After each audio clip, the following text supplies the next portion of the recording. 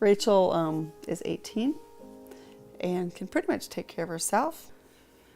Rachel's pretty typical daughter. She loves our family. She knows her uncles and aunts.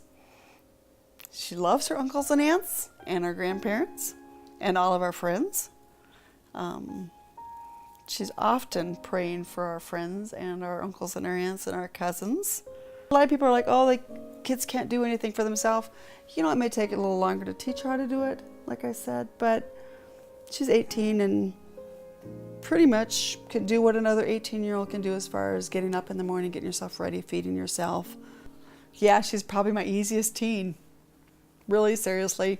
We don't get a lot of rebellion. We don't get a lot of, you know, you're a dumb mom. You don't know anything. So yeah, I mean, as far as teenage years in that respect, much easier than my other teens. Much more loving toward me than the average 17-year-old girl. And just doing things with us. You know, a lot of 17 or 18-year-olds go through a point for a couple of years when they don't want to be with their parents. And you know, they get back to that point, realize their parents are probably okay, but she likes to do things with us. She likes to go out to eat with us when she's 17 or 18, which is very different than the typical teen. We worship, and none of my other teens were near as excited with her as she is on the morning when we go worship. Yay, let's go to church. You know, my other teens didn't necessarily do that every year of their teenage life.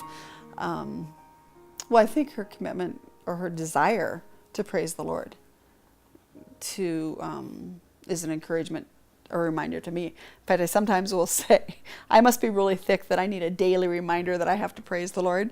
But she will often praise the Lord 3 or 4 hours a day.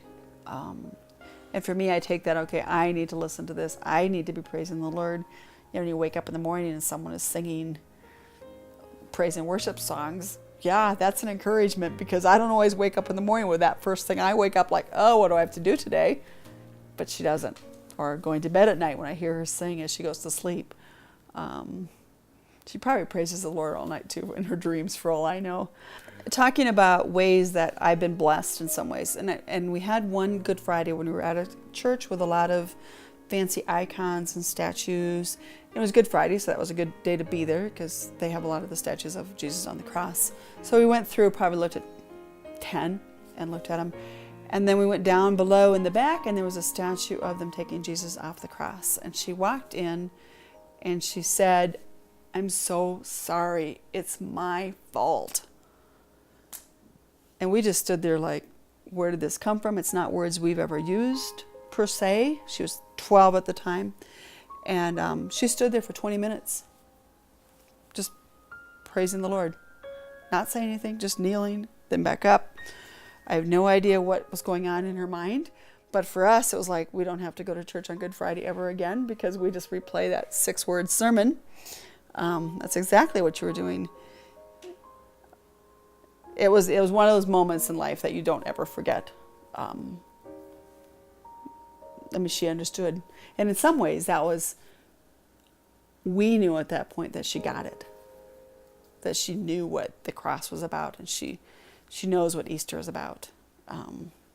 That she actually, in her heart, knows. As the news evermore, evermore. That's the Lord, oh my soul, oh my soul. Worship His holy name. Sing like never before, oh my soul. I worship You, holy name. So Lord, oh my soul, oh my soul. I worship His holy name.